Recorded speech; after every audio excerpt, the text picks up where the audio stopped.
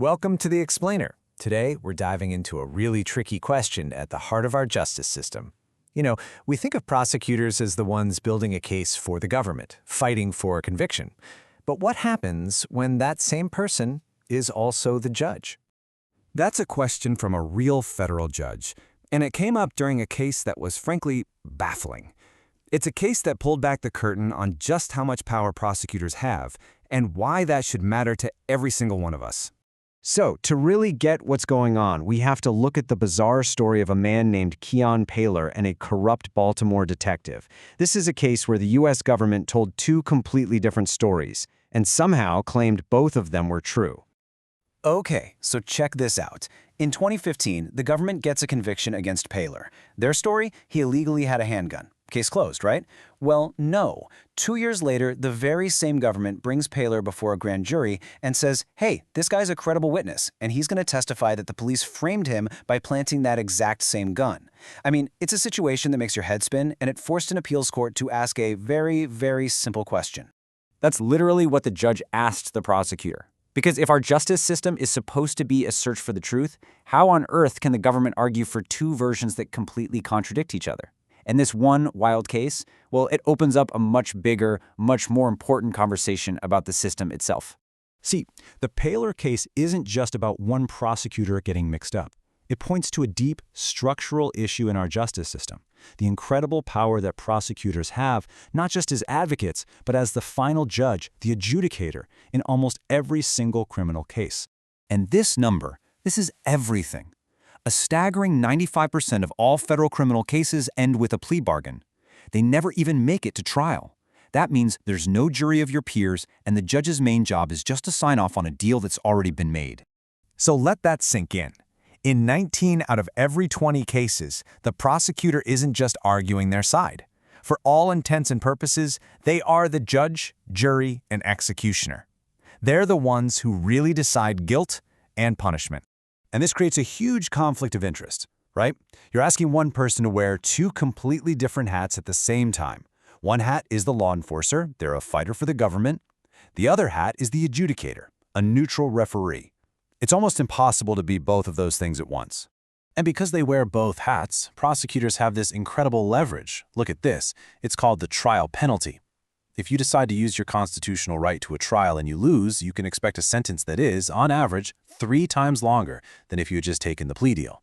That puts enormous pressure on people to plead guilty no matter what, and it just cements the prosecutor's role as the ultimate judge. Now, this all set up, it really flies in the face of one of the most basic principles of American government. In fact, some legal experts say it's not just a weird quirk, it's a dangerous flaw in the whole system. I mean, think back to your civics class. The entire U.S. government is built on separating powers. The people who make the laws, enforce the laws, and judge the laws are all supposed to be different. But prosecutors kind of mash two of those powers together. Executive power, which is enforcing the law, and judicial power, which is judging it.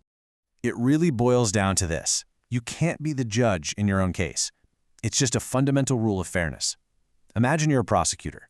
You spent months, maybe even years, building a case against someone. You've invested your time, your reputation.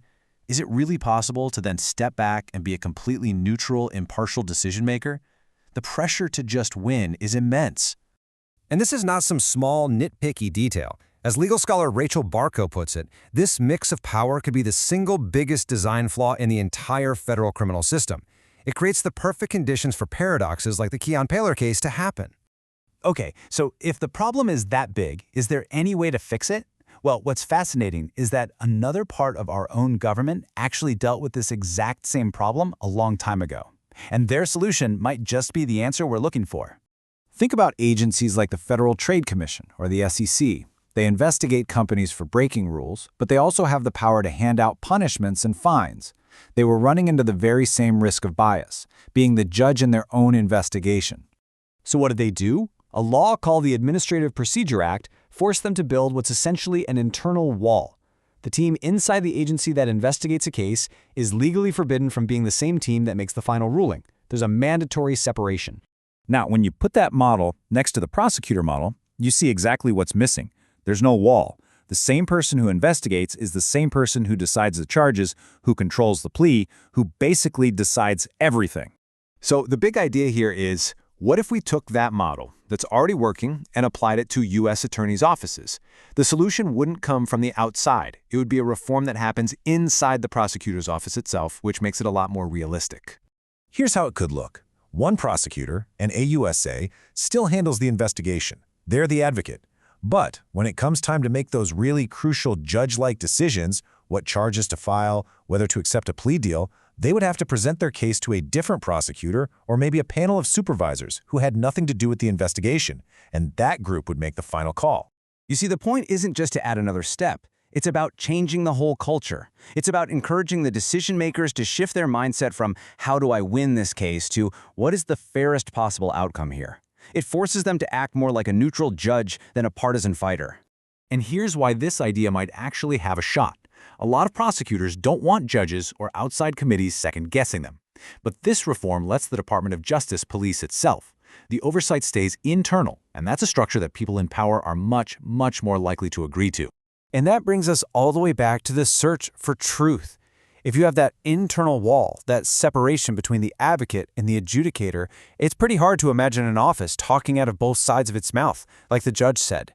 It just might be the change we need to make sure that for every single case, the system's search for justice starts with one and only one version of the truth.